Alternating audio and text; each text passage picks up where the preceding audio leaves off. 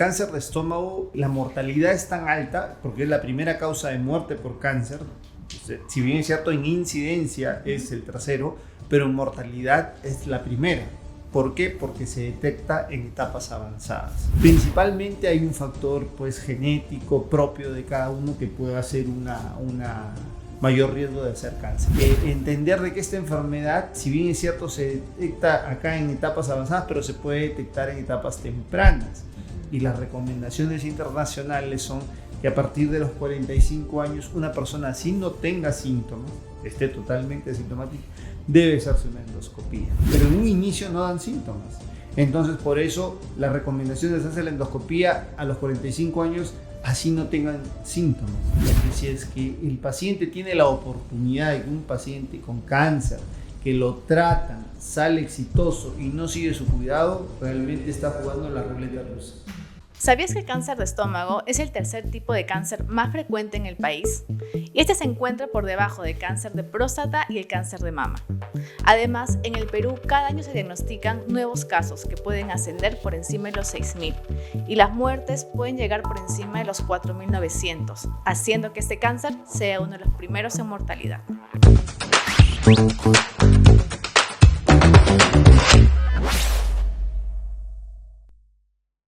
Bienvenidos a Conexión Salud, un espacio donde derrumbaremos mitos, responderemos dudas frecuentes y daremos los mejores consejos de prevención del lado de los especialistas. Soy la doctora Karen Matos, hematóloga clínica y conductora de este espacio.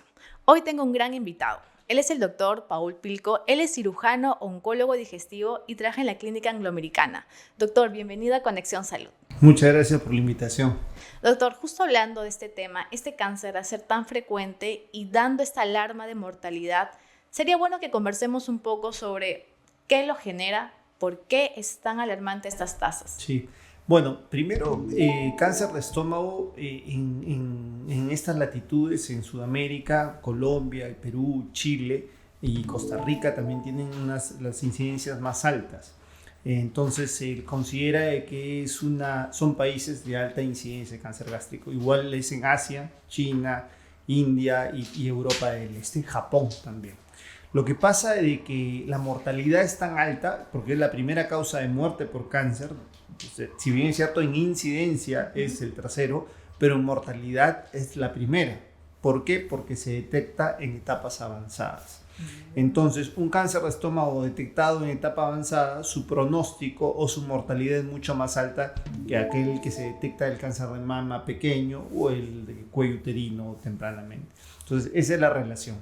¿Y esa causa de que se diagnostique tan tarde, doctor? ¿Por qué sería? ¿Falta de información? A veces no sabemos sobre los chequeos preventivos. Bueno, yo pienso que ahora ya hay un poquito más de acceso. Sin embargo, a pesar de que existe un financiamiento, ahora todo el mundo que tiene cáncer tiene un seguro, si no es de salud o privado es el SIS.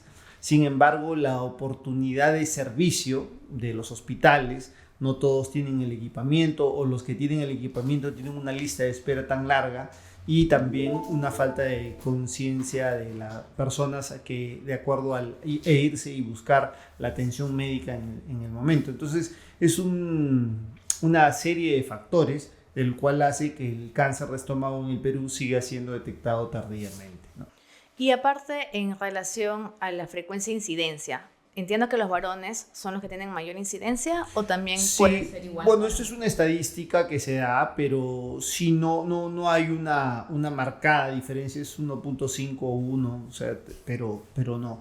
Están asociados un poco a algunos factores de riesgo, pero no necesariamente esa es la causa definida, ¿no? Está demostrado que el alto consumo en alcohol, el alto consumo de cigarrillos, irritantes, las carnes saladas, y eso tenemos en diferentes partes de nuestras regiones del país, ¿no? En el norte, en la sierra, etcétera, etcétera. Entonces, la mala alimentación, la poca actividad física también, que son cuestiones generales, sin embargo, están relacionadas. Pero principalmente hay un factor genético propio de cada uno que puede hacer una mayor riesgo de hacer cáncer. Entonces, claro, son varios factores y pueden ser, a veces lo mencionamos como multifactoriales porque existen demasiados puntos que hay que manejar, por eso la prevención siempre como base. Pero ¿cómo se llega a diagnosticar? O sea, en la consulta clásica, ¿cómo es el paciente típico que llega a su consulta? Bueno, lo que pasa es que nosotros vemos ya el paciente con el diagnóstico porque somos especialistas en el manejo del cáncer de estómago, pero la mayoría de pacientes ya pasan por el médico general o por el internista y de ahí el gastroenterólogo que hace la endoscopía y determina el diagnóstico.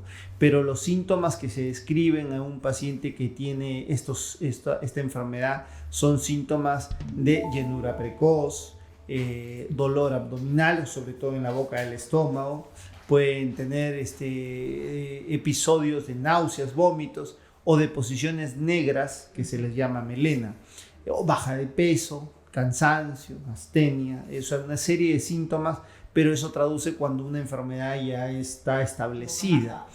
Hay casos que son lesiones pequeñas y que dan síntomas inicialmente y que con el estudio diagnóstico de la endoscopía e incluso puede tratarse por vía endoscópica y no requerir una terapia mucho más compleja que es la cirugía o los otros tratamientos complementarios como la quimioterapia.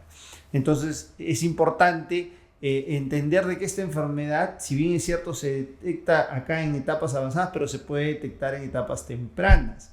Y las recomendaciones internacionales son que a partir de los 45 años una persona, si no tenga síntomas, esté totalmente asintomática, debe hacerse una endoscopía.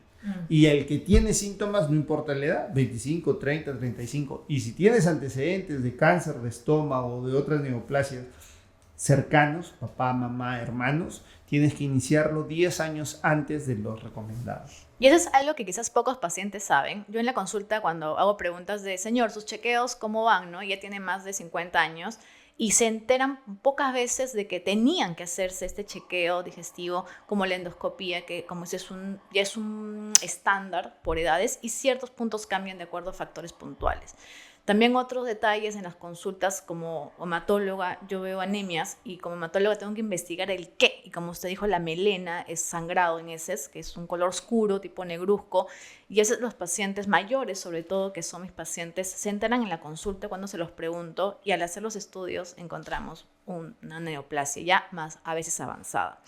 Entonces, esto de encontrar el diagnóstico o hacer chequeos preventivos, ¿cambiaría mucho la supervivencia, doctor? Sin duda alguna, porque si es que uno detecta la enfermedad tempranamente, por ejemplo, un cáncer gástrico precoz, aquellas lesiones que recién se están iniciando, tienen una tasa de curación después de la cirugía, o ya sea endoscópica o quirúrgica, alrededor del 94%.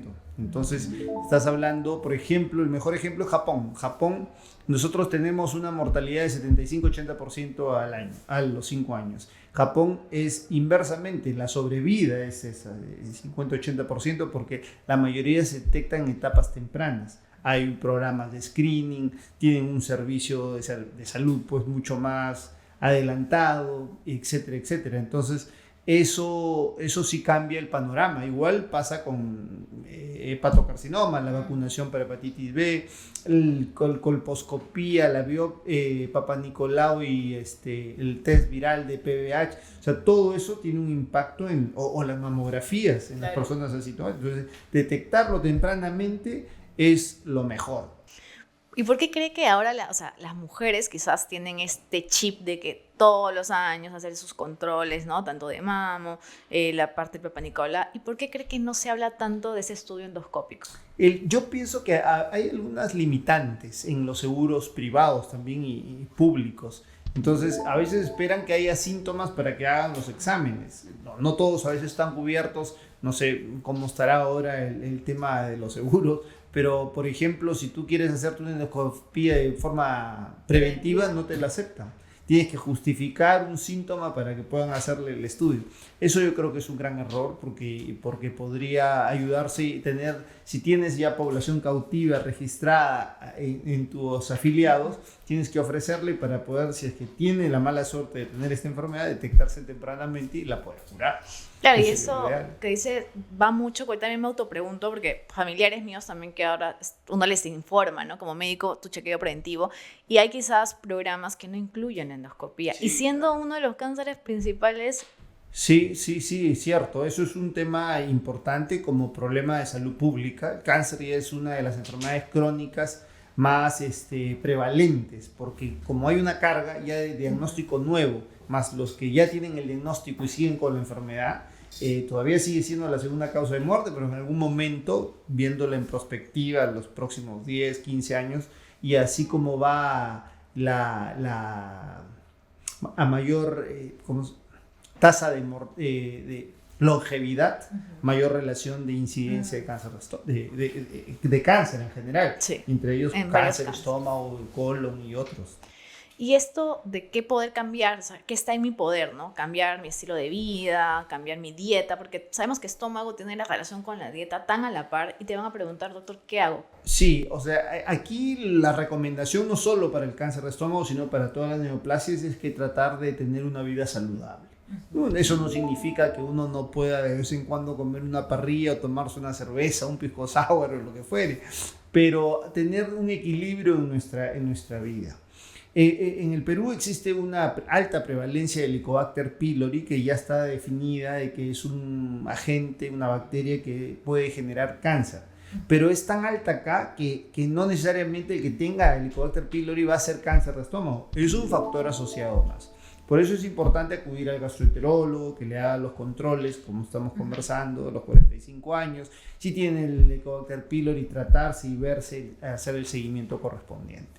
Eso sería la recomendación. ¿Y usted cree que por nuestra comida, porque los peruanos tenemos un tipo de comida clásica, condimentada, quizás, es otro factor? Sin duda, sin duda. Está demostrado, por ejemplo, en el norte salan el pescado para poder, y la gente come en la sierra para comer la carne también. Son factores asociados, claro, acá en Lima un poco difícil quién come.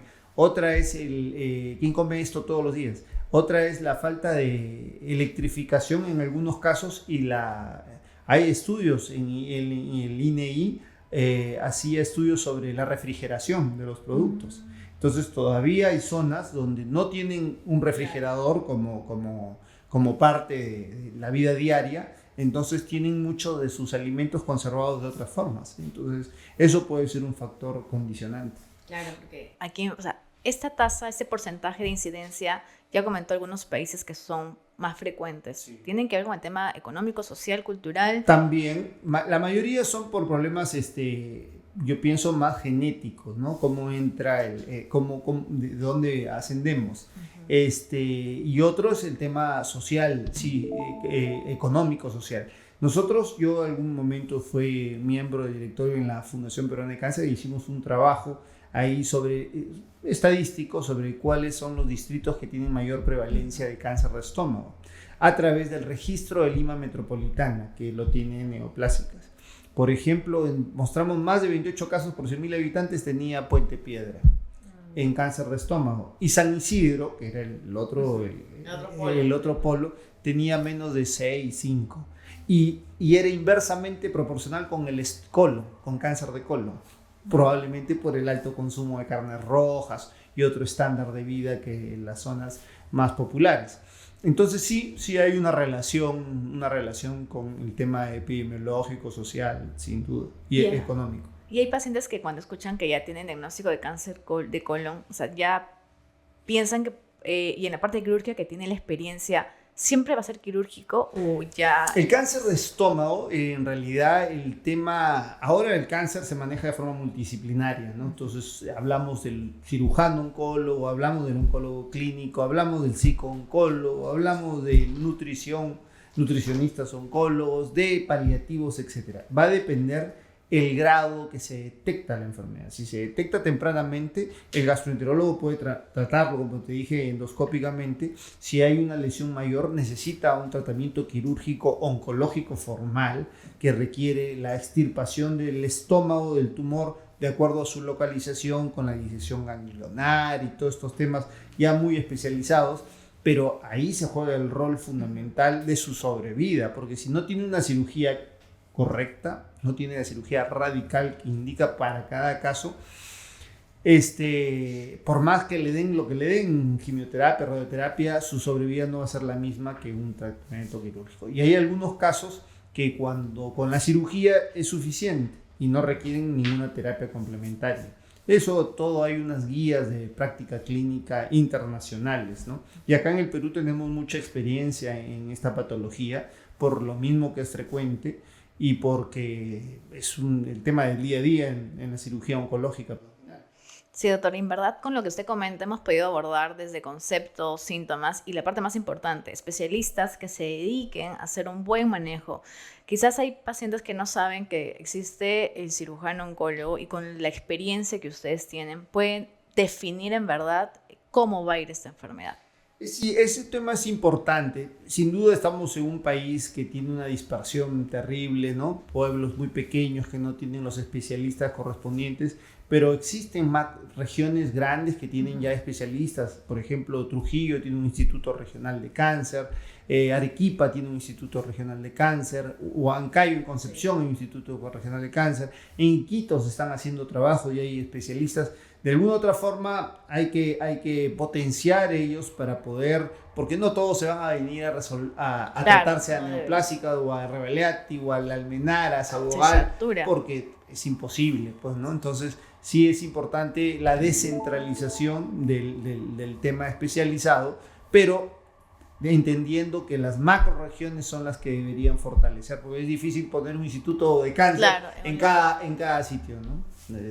Mira, doctor, me ha dejado con un entendimiento de esta patología bastante amplio y en este bloque hemos querido justo manejar esto, ¿no? Conceptos, y creo que hemos podido cumplirlo.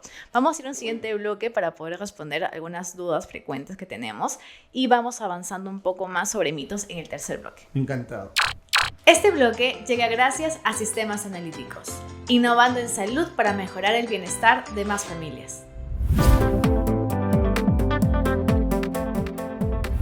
Listo, doctor. Volvemos en este bloque que es preguntas frecuentes. Esto lo hemos recopilado de varios oyentes y queremos ir desglosando uno por uno con su ayuda. Perfecto. La primera pregunta frecuente son, ¿existen tipos del cáncer de estómago? Bueno, lo que pasa es que de acuerdo a la presentación y ahí también de acuerdo a unos tipos histológicos, pero es un tema mucho más especializado, pero sí en la edad de presentación.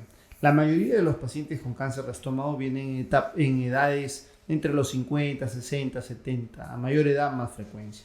Pero hay un grupo pequeño que es más frecuente en jóvenes, que es frecuente y que tiene cierta predisposición en mujeres. Felizmente no lo más frecuente, pero existe. Y esto en niños no hemos tenido casos, casi no están descritos, pero sí en jóvenes entre los 20, 30, 40 años y a veces en etapas de gestación. Entonces eso lo hace mucho más dramático y terrible. Por eso la recomendación que si uno tiene síntomas digestivos, independientemente de la edad, debería hacerse una endoscopía. Y si tiene el antecedente familiar, debería hacerse también el endoscopía. Voy a meter una pregunta frecuente que escucho a mis pacientes. Me dicen, ya, tengo molestias digestivas y solo se hacen la famosa ecografía de abdomen y les ponen a veces ahí señales de gastritis en la ecografía. ¿Qué opina de eso? Bueno, lo que sucede es de que en el Perú también es muy frecuente la patología biliar de la vesícula biliar, ¿no? Entonces, incluso casi después del embarazo de las mujeres de cada dos, una tiene problemas biliares, ¿no? De cálculos biliares. Y los síntomas pueden ser similares a los de la gastritis, a los de los problemas digestivos. Sin duda, un buen estudio es una ecografía y además una endoscopía. Y con eso quedan tranquilos y es que se puede definir de dónde se originan estos síntomas, ¿no? Entonces, siempre ahí recalcamos, no quitamos la endoscopía, que es primordial. El gol estándar. Ese es el que debe hacer. Pues eso se quedó muy aclarado. Ahora, otra pregunta que creo que muchos lo van a decir. Soy estreñido, ¿tengo riesgo de tener cáncer? Bueno, en el Perú es muy frecuente el estreñimiento, como estuvimos conversando hace un momento, por el tema de cultura y tipo de alimentación, ¿no? En la zona de la sierra, por ejemplo, muchos pacientes tienen el dólico megacolon, que es un colon grande, largo y ancho. Entonces, la frecuencia de ir al baño lo hace mucho más esporádico. Otra es también un tema de costumbres, sobre todo en las mujeres que no quieren ocupar un baño que no sea el de ellas, el de su casa, entonces van posponiendo y eso también está en relación a la falta de actividad física, consumo de fibras, verduras, frutas y el sedentarismo. Sí. Pero eso no está relacionado a cáncer de estómago. puede simular algunos síntomas en cáncer de colon, pero eso no tiene ninguna relación con esto. Eso inclusive está para aclararlo. Ahora, muchos piensan que el cáncer de colon y cáncer de estómago son lo mismo, o si tengo cáncer de colon, ¿tengo cáncer de estómago? No, lo que pasa es que el aparato digestivo que empieza desde la boca, el esófago, el estómago es donde se hace la licuefacción prácticamente de todos los alimentos para que pueda ser absorbido a través del intestino. Y el colon es la parte final del intestino, que es donde se absorbe agua para después salir los desechos a través de las heces. No es lo mismo, son órganos diferentes y tienen comportamiento diferente. Si bien es cierto, se tratan igual con cirugía, pero hay que identificar los casos independientemente. Ok. Y en las etapas, o sea, siempre hay un síntoma o a veces va a ser asintomático? La mayoría de los cánceres de estómago dan síntomas. Síntomas probablemente cuando es un cáncer avanzado, por supuesto, porque da la anemia, el sangrado, da la dispepsia, que no cae bien la comida, se llenan rápidamente, eso sí, pero en un inicio no dan síntomas. Entonces, por eso la recomendación es hacer la endoscopía a los 45 años, así no tengan síntomas, o sea, sean asintomáticos. A la persona sana, entre comillas, es la que se debe hacer el examen y si todo está bien, no se repite en 5 años. Entonces, claro, si tiene síntomas, hay que hacérselo, por supuesto, porque la progresión de una lesión premaligna, como hablábamos, gastritis crónica, etcétera, a que se transforme en cáncer pueden pasar 7 años, 8 más o menos. Entonces, la endoscopía cada 5 puede monitorear si es que hay algún trastorno en ese lapso, ¿no? Ahí aprovecho lo que acaba de comentar y meto otra pregunta mía. Entonces, ¿las gastritis van a terminar en cáncer de estómago? No necesariamente. Está relacionada la gastritis crónica atrófica como una lesión premaligna y que a veces se asocian a otro tipo de alteraciones de los tejidos, se llama la metaplasia intestinal, a veces está asociado una infección por Helicobacter pylori. Esos pacientes necesitan ser tratados para el Helicobacter, para la gastritis y monitoreados para que no siga esa progresión de gastritis crónica, atrofia y cáncer. Entonces sí se puede intervenir y prever eso. Entonces sí, la idea es hacerse el estudio endoscópico a esa edad, ¿no? Entonces, acá me gustaría como pregunta frecuente es, entonces, la detección temprana, ¿qué involucra? Y solo repetimos los puntos, las edades y qué procedimiento. Exacto, la detección temprana es lo ideal, porque sin duda hay una parte preventiva que es la alimentación saludable, no cometer los excesos de los alimentos que ya hemos mencionado, la infección de Helicobacter pylori, etcétera, etcétera. Pero hacerse el estudio, porque a veces uno puede tener una vida totalmente saludable y tiene la enfermedad neoplásica, pero si te haces la endoscopía, la edad que te recomiendan las instituciones internacionales, se puede detectar tempranamente y te puedes curar y te olvides. Entonces, eso es la idea, que se recomienda a partir de los 45 años una endoscopía. Y de ser diagnosticado, así como información general a los pacientes, ya me diagnosticaron un cáncer de estómago. ¿Qué pasos van a seguir? ¿Me van a hacer tomografía? ¿Me van a hacer exámenes de sangre? ¿Qué Exacto. pruebas? Lo que pasa es que el cáncer de estómago, cuando se inicia en el estómago, puede también, de acuerdo a la profundidad y al tamaño, en la pared del estómago puede comprometer ganglios, puede irse a dar metástasis, que es la migración del tumor a través de la sangre al hígado, al pulmón, etcétera, etcétera. Entonces, lo que se hace como protocolo se llama los estudios de estadificación. La endoscopía, la biopsia confirma, hay que hacerse tomografías de abdomen, de tórax, para descartar que la enfermedad no esté en otro lugar. Y si no está en otro lugar, el tratamiento es quirúrgico radical y esperar el resultado de patología para ver si hay alguna terapia complementaria o no, dependiendo la edad y todas estas cosas que hay que considerar, ¿no?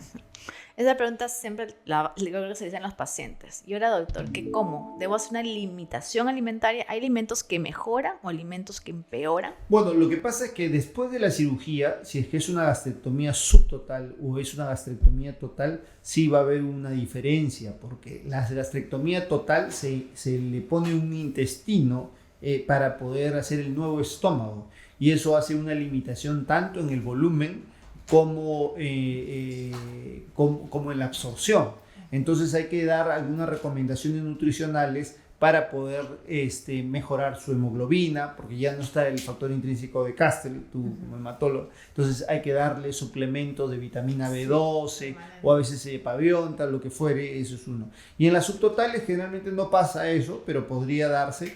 Y a veces también da un síntoma digestivo que es el dumping, que es comen y tienen la sensación de ir al baño urgentemente, se ponen pálidos, sudoración, pero es algo transitorio, es como una reacción vagal, ¿no? Entonces, el paciente vuelve a comer casi como antes en la gastrectomía subtotal y incluso se puede hasta volver a engordar si es que es así, porque el estómago se distiende y todo. Entonces, hay que tener ciertos cuidados y sin duda el monitoreo permanente, ¿no? Si el paciente se opera en un hospital donde hay el especialista, tiene que seguir siempre en su seguimiento, por supuesto. Claro, y como usted dice, ya hay que aportar el tema nutricional, o sea, guiarlos por más tiempo, porque a veces pasa que se operan, se sienten mejor y lo dejan, ¿no? Y luego están estas otras complicaciones que pueden... Esta recomendación yo creo que es clave, porque si es que el paciente tiene la oportunidad de que un paciente con cáncer, que lo tratan, sale exitoso y no sigue su cuidado, realmente está jugando la ruleta rusa.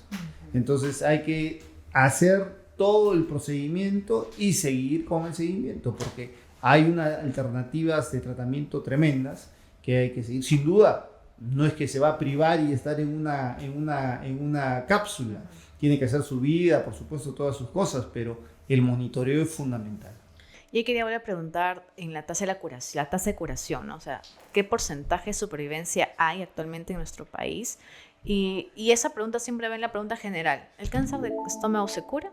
Sí se puede curar, depende el grado en que se detecta. Después que del diagnóstico, la estadificación con las tomografías, el tumor está en el estómago y si yo lo reseco radicalmente y no hay ganglios, nada, el paciente tiene una sobrevida que dependiendo del grado de profundidad en el estómago. Si es un estadio clínico precoz, un estadio clínico 1, tiene alrededor de 90-94% de sobrevida, 5 años.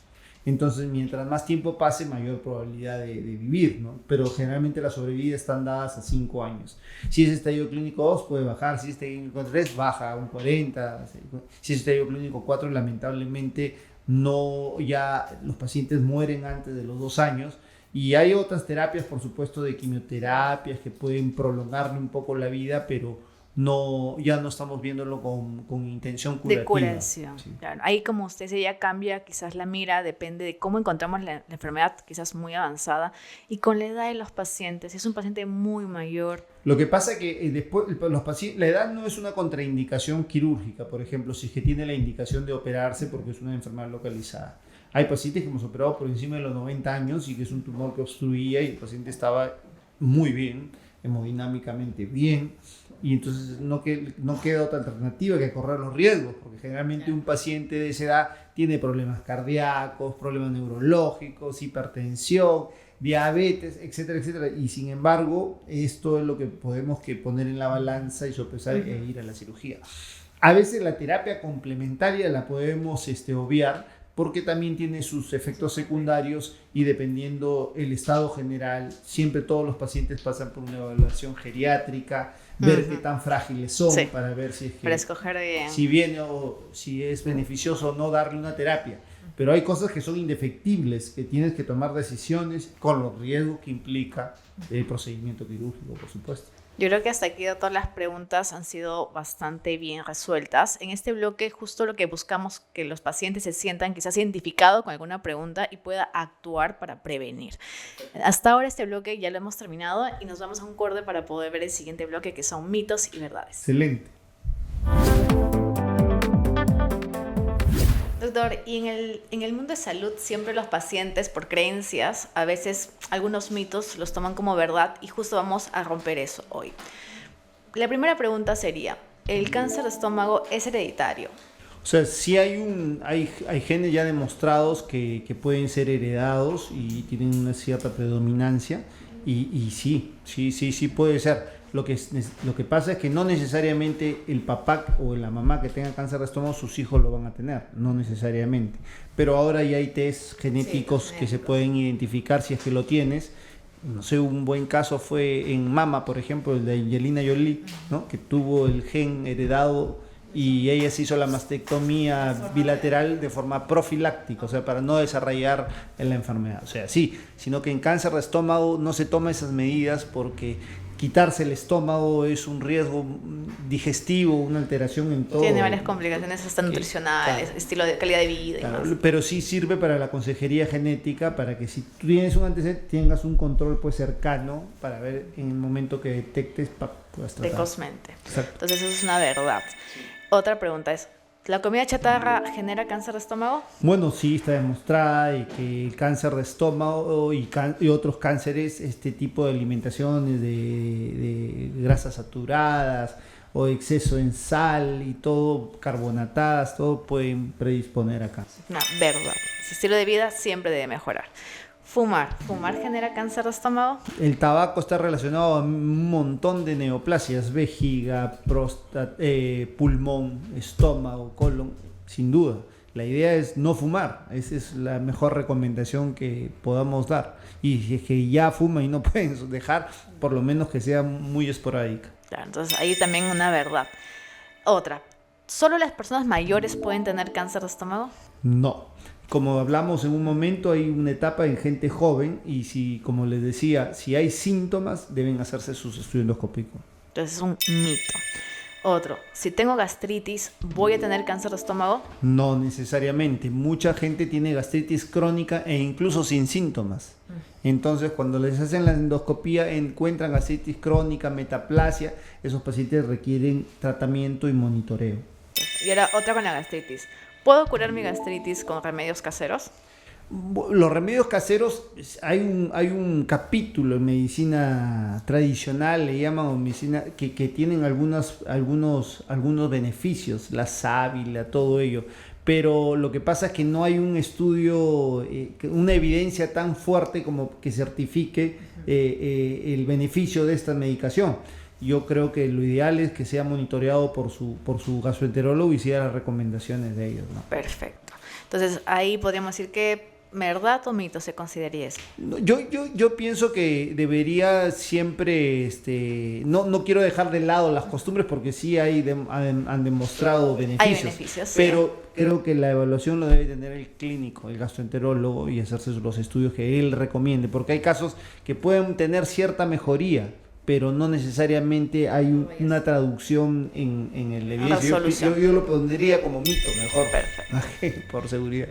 Y el Helicobacter, por ejemplo, ¿todos los que tenemos Helicobacter vamos a terminar en cáncer de estómago? No. El Helicobacter pylori, si bien es cierto, tiene ese factor asociado a cáncer y está relacionado, pero en el Perú tenemos una prevalencia de Helicobacter pylori altísima, entonces tendrían que tener toda la gente cáncer de estómago y no lo es.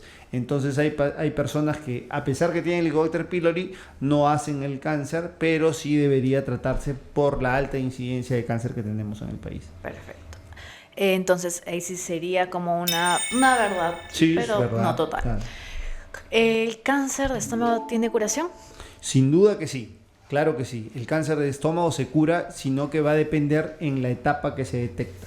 Por eso insistimos en la endoscopía y en la detección temprana, porque ahí tiene más alta posibilidad de cura. Perfecto, entonces ahí sí también es una verdad. Y la última, doctor. ¿Solo me tengo que hacer una endoscopía si tengo síntomas? De ninguna manera. Las personas que no tienen ningún antecedente familiar de nada, a los 45 años, si son asintomáticos, no tienen síntomas, deben hacerse una endoscopía. Y si tienen síntomas, también deben hacerse, independientemente de la edad. Entonces, no necesariamente hay que esperar a tener síntomas para hacerse la endoscopía. Perfecto, doctor. Con esto creo que hemos resuelto bastantes mitos de nuestra población y quería invitarle a que nos comente dónde lo podemos encontrar, doctor. Bueno, yo soy cirujano oncólogo abdominal, trabajo en la clínica angloamericana, tengo mi consulta también privada. Bueno, me pueden seguir en Instagram, que también tengo una página ahí, doctorpilco.cirugía. Y bueno, va para servirles. Muchas gracias, doctor. Ese tema, como usted comentó, es un tema tan importante que con toda esta información que estamos transmitiendo ayudamos a que los pacientes se diagnostiquen a tiempo. Siempre la prevención es el paso 1 para poder tener una vida más saludable. Muchas gracias por la invitación y realmente los felicito por un programa tan excelente. Gracias, doctor. Hemos acabado este episodio y esperamos que podamos haber aprendido un poco más sobre cáncer de estómago. Somos Conexión Salud y los esperamos en el siguiente capítulo. Y no te olvides, dale like a nuestro video, suscríbete a nuestro canal de YouTube y activa la campanita para que no te pierdas los nuevos episodios.